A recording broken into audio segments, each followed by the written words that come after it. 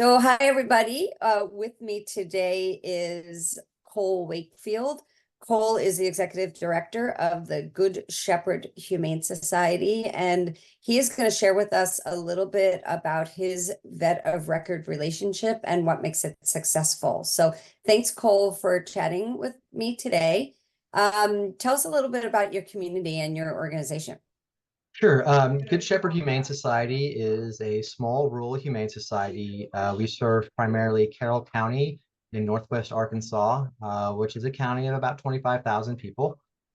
We have a couple of small cities, and when I say small cities, I mean like in the thousands, 2,000, 3,000. And that's what we do. So we're a proud rural humane society who has worked hard to leverage the resources we have to really serve our community in many ways as possible. So, how many animals do you serve a year? In the shelter, we see about 600 dogs and cats come through every year. And we have 20 dog kennels and we have 2 cat rooms. So, um, you know, rough capacity of the shelter is about 60 animals. And then we turn it over around 10 times a year.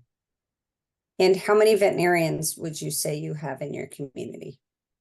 In the community, there are some private veterinarians, and uh, Carroll County is probably a little bit lucky as far as the number of veterinarians it has for a rural community, but not near as many veterinary options as you would find in a lot of more concentrated places.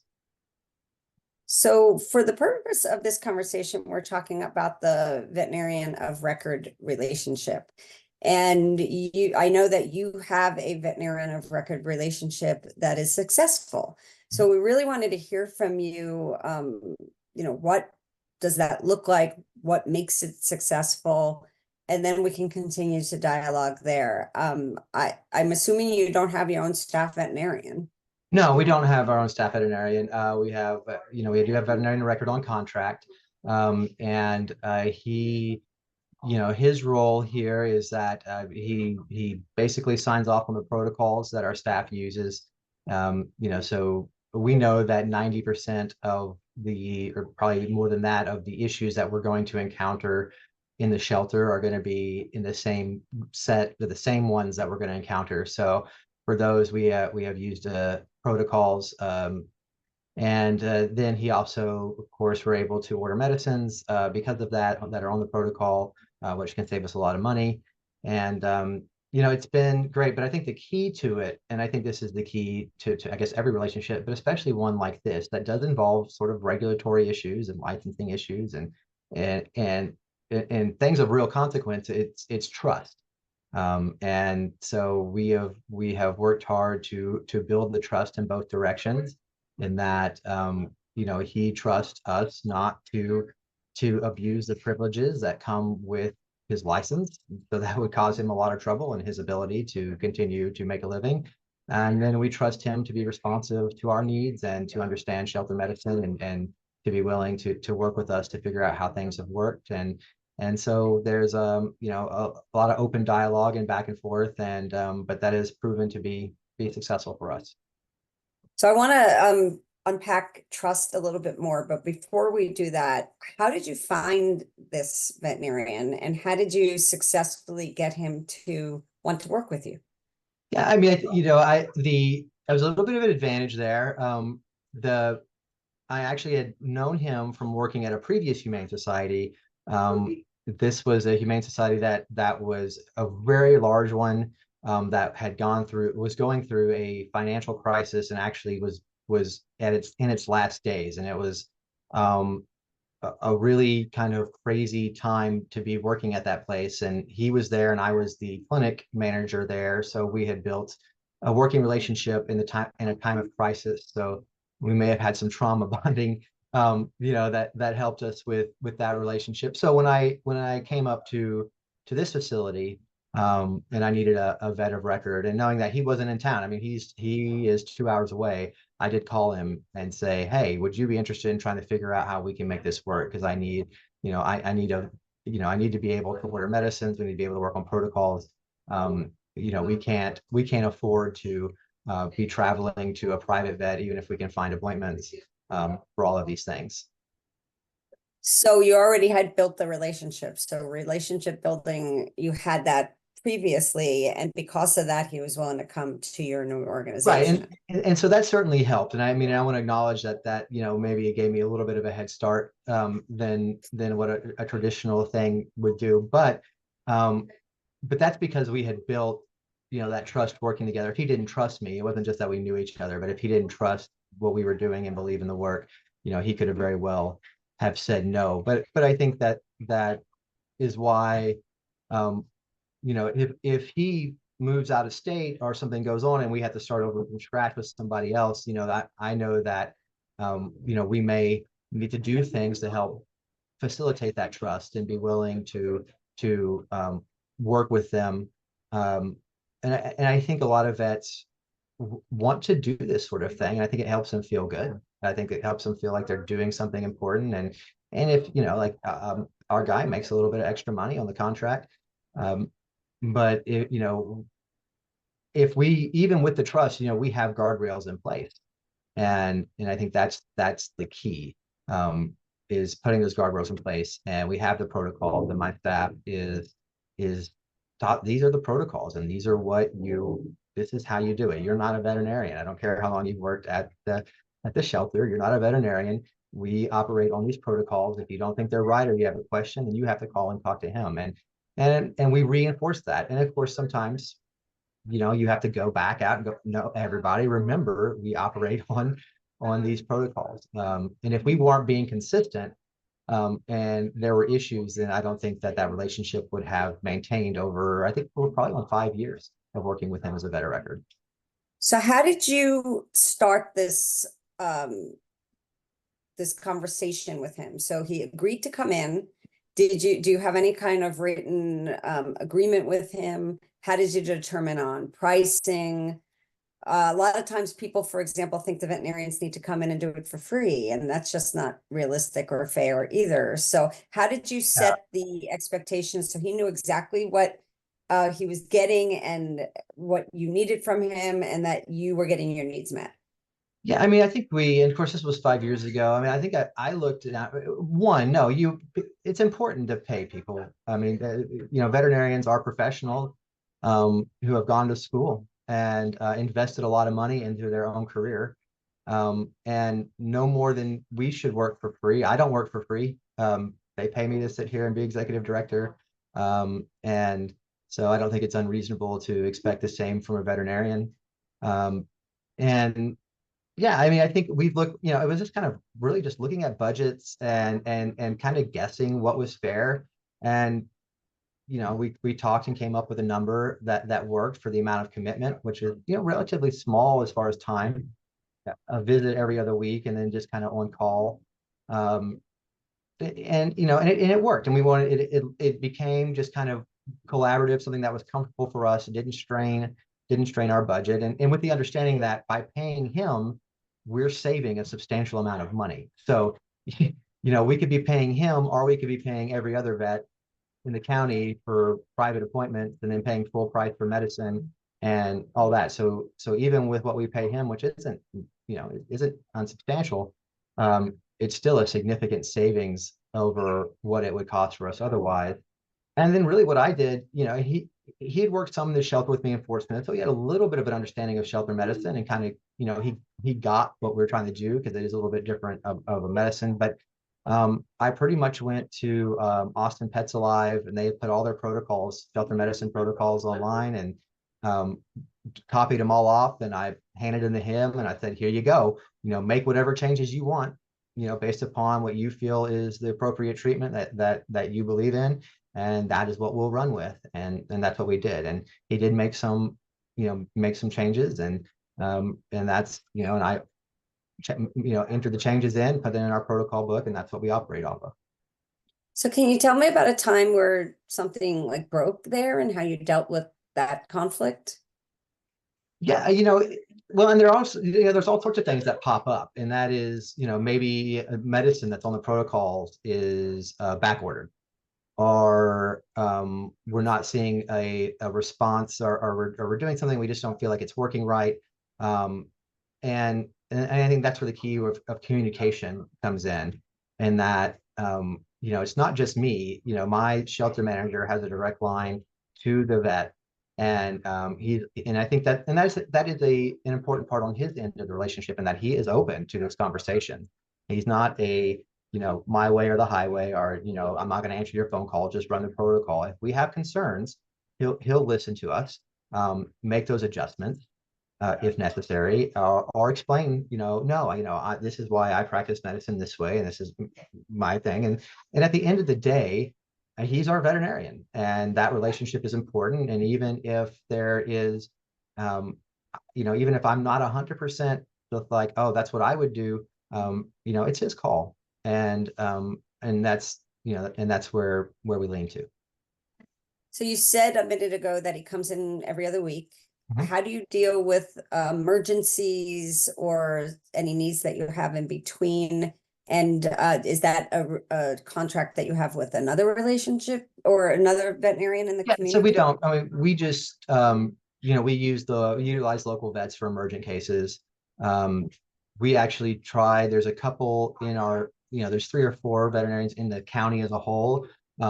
We do our best to kind of spread around, just for relationship building, and to use, ones. But sometimes it's just a matter of calling and saying, oh, hey, who has an appointment, who can do a walk-in or a work-in. But we definitely do, utilize local vets for those emergent cases that we're not equipped to handle, and that can't be handled, through a consultation with our contract vet. But it is, I think, important that, we fill him in too. When he comes in, if there's an animal, hey, this guy went, or and sometimes it's him. We'll send him something, and he'll go, you should probably get that dog to a local vet as soon as you can. And we'll go, oh, okay. So with your local vets, is that a contracted rate that you're paying them, or are they charging you full price? They all offer us some sort of, there's no contract. They all offer us, a frequent customer or nonprofit discount. So we do get a little bit of a discount. And several of them, will occasionally, throw us free services and stuff. And that has come through, it wasn't always like that, but I think that's come through because we've started trying to work with them more collaboratively, and that we also are more understanding of their requirements, and communicate with them. And that's just, and by using more than one, we've been able to really build relationships, and I think that's really helped us out. Yeah, so it sounds like, again, relationship building across the board. It sounds like setting the expectations and the tone, having the standard policies and procedures that everybody follows, making sure that you hold your staff accountable for those. And paying your bill. I mean, And yeah. I think that is the one of the reasons, that we struggled, I think, at first with even the local vets, were, there were times in the past where, bills would pile up and not get paid. And whether, if it's a locally owned practice, well, that's somebody's paycheck that they're waiting on. And if it's a privately owned or private equity practice, then they have their bosses breathing down their neck going, why do you have these open accounts? And so, one of the things that we try really hard is to make sure that our bills are paid, and that we are good customers and good clients, and that, inspires them to be good, partners with us. Have you heard from your veterinary partners what's in it for them? Yeah, I mean, it's, and I think that we've all had that experience probably in animal welfare, where there can sometimes be a little bit of tension, between animal welfare agencies like ours and private veterinarians. And I think, some of it comes from, there's a certain expectation. Oh, you should give us, we're the charity, you should work for free or cheap. And and and the vets sometimes get frustrated. Well, you probably should have brought this dog here 3 weeks ago instead of trying to do whatever random, shelter thing that you were trying to invent.